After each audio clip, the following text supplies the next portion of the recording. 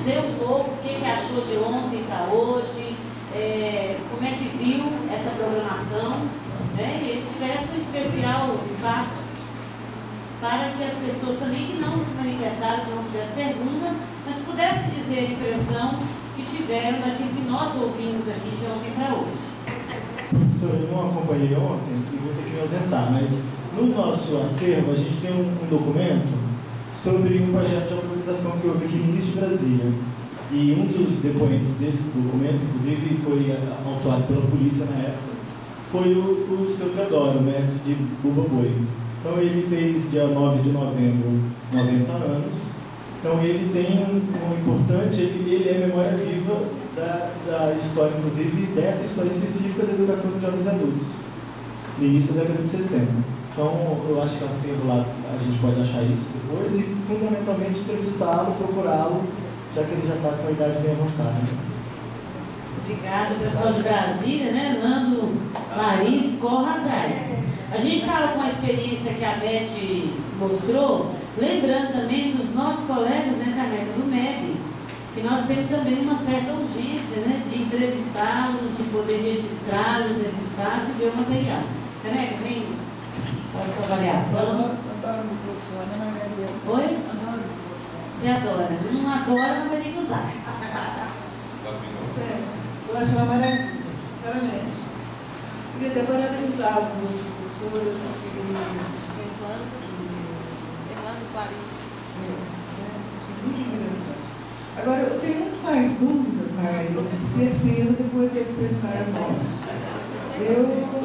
Eu sou, assim, parceira, né? Eu sou professora aposentada da Federal, eu sou professora atualmente da Católica e entrei como parceira. E como nós temos uma trajetória de investigação de movimentos sociais, né, eu achei o projeto extremamente interessante, do ponto de vista até de síntese pessoal, né, da história de vida mesmo. E eu acho que esse encontro me possibilitou pensar muito o que nós vamos fazer enquanto parceiros, né? Que nós temos dois eixos da pesquisa, em que tenta, na verdade, nós vamos centrar muito mais na pesquisa. Eu não sei se, com o tempo nosso, a década de 60, 70, eu acho que nós vamos ter que privilegiar, sobretudo, a história oral, eu fico pensando, Margarida, assim. É lógico que nós temos que garimpar, sobretudo, documentos, mas nós temos que trabalhar, sobretudo, com a história oral. Estou convencida disso. Eu fico pensando no nosso projeto. É uma questão de ciclo geracional que nós temos que lidar. Mas eu quero dizer que apesar de todas as dúvidas, né, eu acho que essas dúvidas vão discutir, tanto no geral como lá, né, no específico, as pernas que nós temos também, né, acho que nós temos que avaliar isso, quais são as possibilidades da gente avançar com outras formas de financiamento e até do ponto de vista do voluntarismo mesmo. Acho que tem boa parte dos nossos há muitas pessoas interessadas em entrar no projeto pelo interesse mesmo que eles têm. Então, eu fiquei muito feliz com esse encontro, espero que a gente possa continuar, né? E eu continuo acreditando que a epistemologia não se separa da política, né? Quer dizer, quem está envolvido nisso está envolvido, porque está comprometido com os distintos políticos, né? Aquilo que a gente considera valor fundamental, né? Vamos lá? Vai, menina. Menina, volta. Eu participei do primeiro seminário que ocorreu no Rio e achei interessante a diferença em relação a esse, porque da oficina que ocorreu, preparatória, né, para o nosso centro de referência. Mas lá a gente ouviu várias experiências que não eram da nossa região.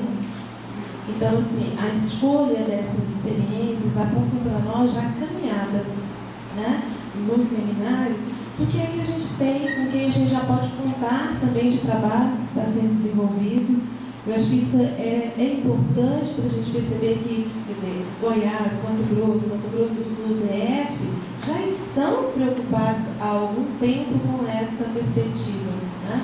e que agora, com esse recurso e conceito de referência, a igreja e a educação popular e movimentos sociais, a gente tem a possibilidade de aglutinar, inclusive, coisas que estavam, né, dispersas e tal. Não que a gente vá trazer o que está, né, já trabalhado por vocês para cá, mas aqui indicar onde pode localizar lá. Então, eu acho que isso é um aspecto importante e que, para a educação de jovens e adultos, ela é fundamental. Porque, por exemplo, eu estou no trabalho em Goiás, buscando materiais em relação ao MEB Goiás. E nessa última ida que nós fomos a Belo Horizonte, porque muito do material do MEB não está em Goiás. Está com pessoas ou instituições em outros estados. E durante a minha pesquisa de doutorado, a gente conseguiu localizar algumas dessas pessoas, né? Então, no último ida a Belo Horizonte, a gente conseguiu a doação de um acervo sobre o MEB Goiás, pelo professor Peixoto. E ao fazer o levantamento do material que era específico de Goiás, a gente localizou de outros estados, por exemplo, de Mato Grosso, né? Do Nordeste, vários estados, quer dizer, materiais que estavam lá com ele. De Mato Grosso a gente até separou e trouxe, né? Por quê? Porque é mais fácil que a gente pegar aqui. A ideia era trazer para cá, mas foi tão comido que não lembrei de trazer. Então, assim, são questões que a gente precisa ter esse movimento mesmo de busca. E eu acho que esse encontro, ele traz essa perspectiva para nós, de como vocês têm construído, buscado alternativas, né, nessa construção, com os recursos disponíveis. Então, assim, eu acho que são possibilidades as maiores que a gente tem e de acordo com exatamente a nossa condição física, material e a nossa grande disposição de pesquisar. Acho que essa é a grande questão, né? Então, o olhar de busca minuciosa mesmo. Por quê? Porque quando a gente toma o que é documento, não é só aquele documento impresso, quer dizer, a gente percebe uma gama de possibilidades que aí estão, né? E claro, a ideia é disponibilizar isso ao máximo, para as pessoas que não tiveram acesso, possam ter acesso a esse material, conhecer um pouco a nossa história, né? E por um outro lado, gente, o quanto é difícil, por exemplo, eu como pesquisadora, eu tive que me deslocar a Belo Horizonte, a São Paulo, ao Rio de Janeiro, para poder conseguir acessar o material de Goiás. Quantos pesquisadores têm essa condição? Né?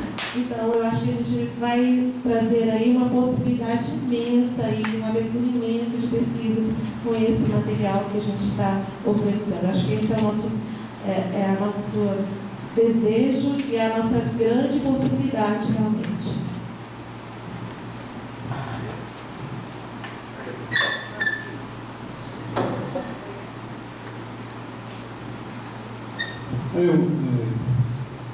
É a primeira vez que eu estou participando, Margarida. É uma satisfação enorme. Eu vejo que há um processo de produção intenso nas universidades brasileiras e principalmente caminhando para um viés que é muito importante, que é o da interdisciplinaridade. Eu penso que este projeto de memória, e é muito importante a gente ter foco mesmo, é memória e não história. O projeto, a construção do centro de memória. Memória é uma questão diferente de história. São questões diferentes que precisam ser discutidas. Então, eu acho que isso é extremamente importante por se dar no nível da interdisciplinaridade.